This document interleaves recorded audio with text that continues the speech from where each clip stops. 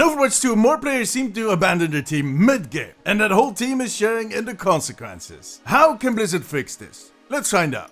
Hey guys, I'm Damesies from the Omnic Post. Any shooter or competitive PvP game struggles with this same issue. How do you face off two teams of strangers against each other and make it an enjoyable experience for everybody involved? It is not an easy task. And some games are solving that issue better than others, but none of them have cracked the code, I'm afraid. Now back in the Overwatch 1 days, Blizzard wasn't doing too bad. I mean, there were still levers, toxic trolls, smurfs, cheaters and whatnot. But compared to some other games, they weren't doing too shabby. And when Overwatch 2 launched, Blizzard grabbed the chance to implement some new tech and try some new ideas to do even better. And they overdid it a little bit. Remember that whole phone authentication thing? Yeah. I mean, the next thing would have been to put a huge ogre with a club called Smash on the login screen. Just to be clear, it is the ogre that is called Smash, not the club. The club is called Your Mama. They knew with the game going free to play that the challenge would become even more complicated. And while they most definitely have stemmed some of the toxicity, it still feels like it got worse in Overwatch 2. In-game chat can get really toxic, weird at times, but I can deal with that. I just mute and report every 12-year-old that gets a little too worked up after they had the midnight snack. But what I can't deal with are the mid-game leavers. Now about 75% of my playtime is on stream. And I play with my community, so we always queue up as a group. But off stream, I often queue by myself. I am a glutton for punishment, as they say.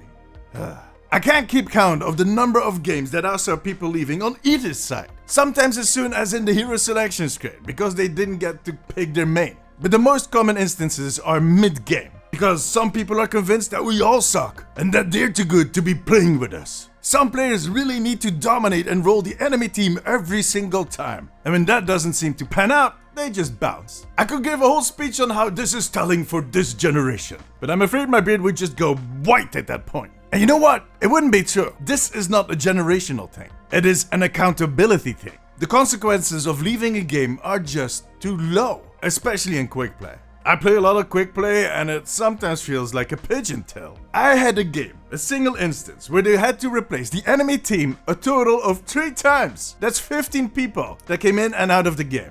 Insane. And while competitive does have a bit of a system to deal with the levers, quick play just tries to replace them instantly. But that doesn't always work out. Sometimes it will take them a few minutes. And then they'll throw in that new player in the last 4.3 seconds, just before that defeat screen. At which point that person will point out in chat that they just joined and it will add a lol. Yeah, we were here for a buddy. We know. You're excused. It's fine.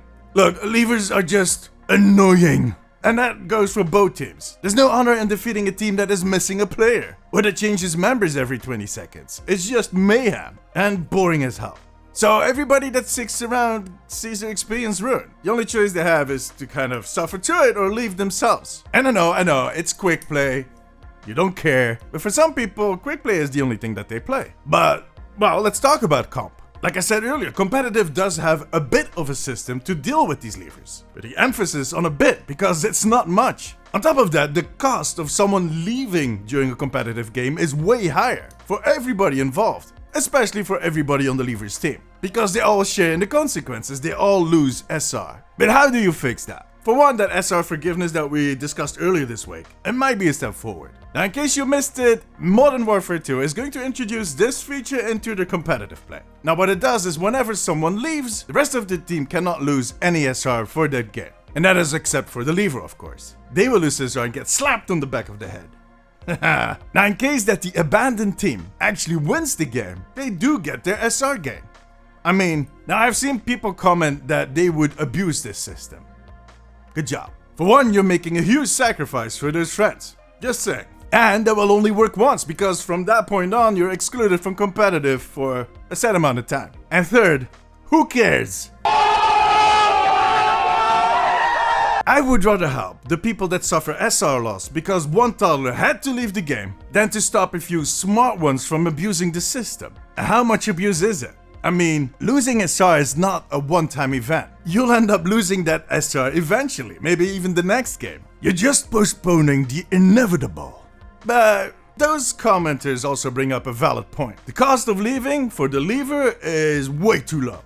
There's too many people that still see it as a valid option. Now how do you fix that? Have your punishments for those levers? Maybe. They are definitely thinking about systems like that. The question is, where do you draw the line? I mean, we can all get a little worked up when we're playing and losing a game. It will happen. And sometimes you will get booted out of the game involuntary. That could be because your little brother is downloading what he thinks is Frozen 3, but will turn out to be a life lesson he will never forget. Or it could be that Blizzard's servers crashed. And for some reason, Blizzard can't tell the difference. They can't. Even if it's their own servers that booted you. Didn't happen. We know nothing.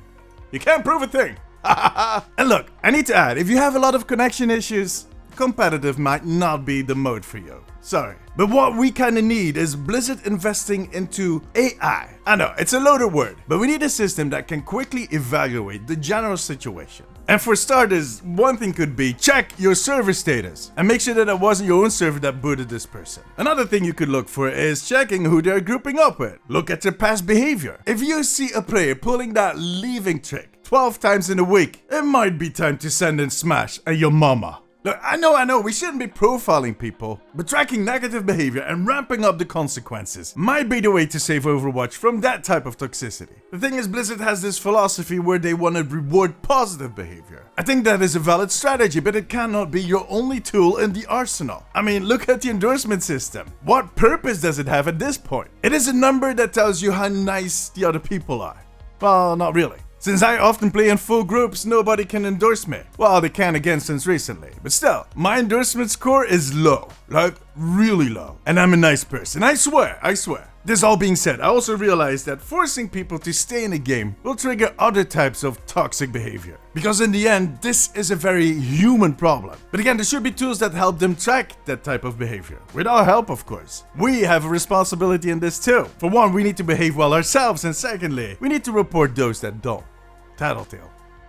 But that's where it all starts and ends. We need to keep each other accountable. You know, in the end, this is a very complex issue, which can only be solved with a sturdy combination of tech, design choices, and studying player behavior. They basically need to get AI on board and a shrink. Or one of those FBI profilers. That would be good. Anyways, tell me, do you think that Blizzard can fix this issue? And what do you propose? Let me know in the comments. Join me during my streams on twitch.tv/DamesIsTV and make sure to subscribe for more updates on Overwatch.